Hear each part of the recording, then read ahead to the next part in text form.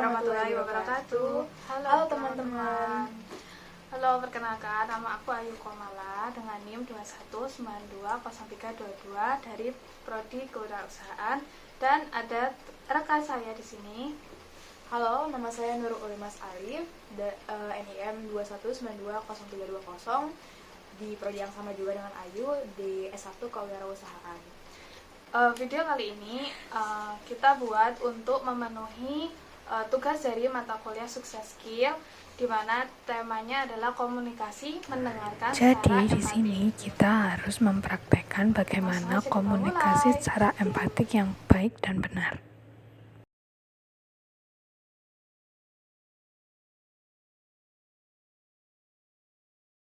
Lili, aku tuh mau cerita sedikit kan. Di rumah itu kan ada warung nih. Nah, aku tuh juga rencananya ke depan mau buka toko, mau buka cabang gitu. Tapi di warung itu kok masih kurang fasilitas, juga masih kurang dikembangin. Tapi itu alhamdulillahnya di rumah ada pelanggan tuh lumayan gitu. Nah, kalau mau buka cabang tuh kayak masih terkendala gitu loh, masih ada masalah gitu. Pertama, aku senang nih dengar bisnismu jalan. Kalau boleh tahu kendala apa aja? Kalau misalnya pertimbanganmu apa aja sih kalau misalnya mau bikin cabang baru atau ngembangin? Jadi kalau mau buka cabang baru kan mesti modalnya harus banyak kan ya.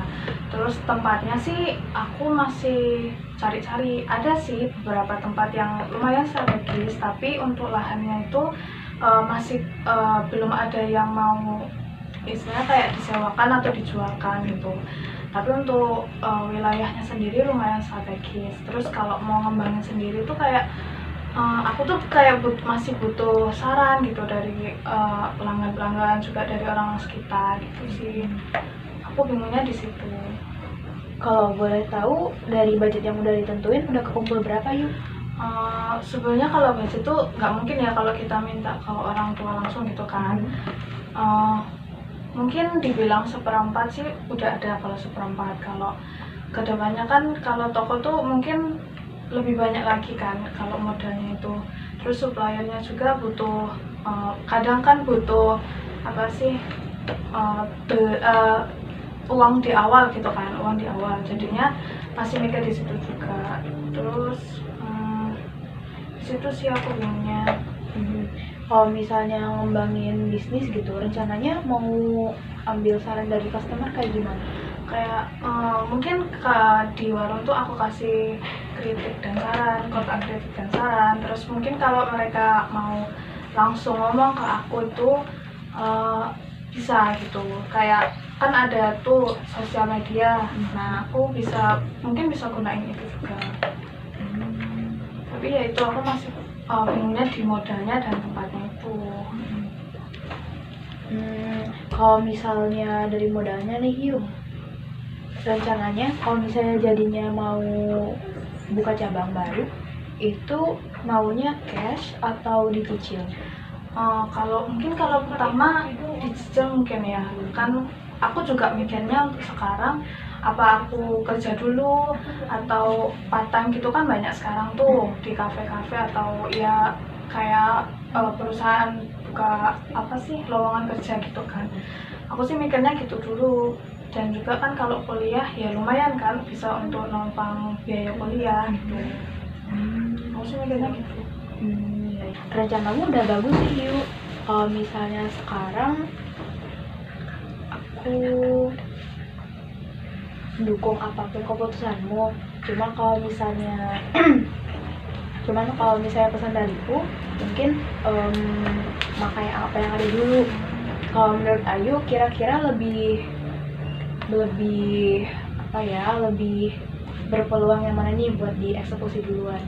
Kalau aku sih ya itu mungkin kerja dulu kan, dari gaji itu bisa aku kembangin dulu di warung. Mungkin melengkapi fasilitas yang belum ada, dan kalau ada barang-barang yang belum lengkap mungkin bisa aku lengkapi gitu. Baru ya itu sambil cari tempat yang benar-benar ada lahannya, terus modalnya udah kumpul, mungkin baru bisa buka cabang gitu sih. Kalau bagus yuk, Aku mendukung. Semangat. terima kasih. Uli, kenapa Uli? Lagi bingung nih yuk. Kenapa? aku kan sekarang kepikiran nih mau bikin usaha pastry di desaku, belum ada. Tapi aku bingung, ragu juga. Ini bakalan menguntungkan nggak ya buat kedepannya? Udah nyoba belum kayak cari-cari tempat atau gimana gitu? Udah pernah sih yuk, sebulan ini tuh aku nyoba jualan kayak kue-kue kering gitu kan, apalagi kan momennya kemarin lebaran tuh. Iya. Nah tapi lakunya tuh pas lebaran aja, dan itu juga masih sedikit soalnya kan baru mulai. Nah habis lebaran sepi, nggak ada order. Terus dari yang kemarin tuh respon pelanggan tuh gimana? Katanya sih suka, soalnya sangat membantu juga waktu lebaran, jadi nggak perlu masak sendiri gitu. Terus juga rasanya pas, nggak terlalu manis, pokoknya enak di lidahnya orang-orang sekitar gitu. Ya. Cuman ya aku mikir masa aku jualannya pas lebaran doang gitu kan. Ya itu sih kalau menurutku sih ya udah lumayan, maksudnya apa ya, untuk awalan tuh udah bagus gitu ya. Ya mungkin dari kondisi sekitarnya, mungkin dari kondisi sekitar, terus lingkungannya juga ada yang kurang mungkin. Kalau di desa itu lingkungannya tuh gimana, terus apa yang minat, apa yang disukai sama orang-orang di situ gitu, terhadap pastry-nya sendiri. Mungkin jenis rotinya atau gimana? Kalau orang di desa, aku tahunya jarang makan roti sih Bu. Mereka mereka lebih suka makan nasi sama yang asin-asin gitu. Tapi mereka juga nggak menolak kalau misalnya makan roti. Sejauh ini buat roti sama pastry, roti sendiri itu udah mulai banyak dikenal gitu kan. Dari dulu biasanya tuh ada yang keliling-kelilingkan Iya. roti fresh from the oven gitu. Nah tapi kalau pastry sendiri kayak puff pastry, terus juga kayak apa itu namanya, yang dari Paris itu loh yuk, aku lupa. Croissant. Iya, ya itu deh pokoknya. Nah itu juga belum terlalu ramah di lidahnya mereka karena belum terlalu akrab gitu. Kalau dari ini nih, ada ini nggak sih pesaing di sekitar kamu itu? Ada kompetitor lain mungkin? Kalau kompetitor ya kayaknya sih buat di pastry-nya sendiri nggak ada, tapi kalau di bakery gitu ya, jualan roti-roti itu udah mulai banyak yuk. Biasanya tuh mereka belinya buat sarapan, buat anak-anak sekolah, sama sekalian bekal gitu ya. Menurut Uli, dari bisnis yang kemarin itu kan, yang laku di desa itu apa aja? Kalau aku ngeliat orang-orang desaku tuh kebanyakan makanan berat gitu yuk. Jadi kayak warteg, terus soto, pokoknya makanan-makanan yang bisa apa ya, yang sekiranya murah tapi mengenyangkan gitu. Contohnya soto nih, soto kan 5.000 udah kenyang tuh. Karena kebanyakan di desa itu jadi buruh, jadi mereka itu pergi pagi pulang malam karena nggak sempat kan ya, karena nggak sempat masak, jadi lainnya ke tempat begitu. Nah kan Uli bilangnya mau buat apa sih, mau buat toko pastry gitu kan.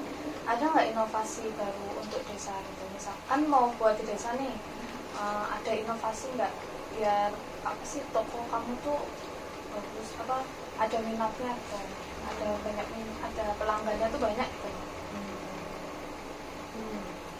Aku pikiran gini yuk, mungkin dari warteg yang udah rame tuh aku bisa nitipin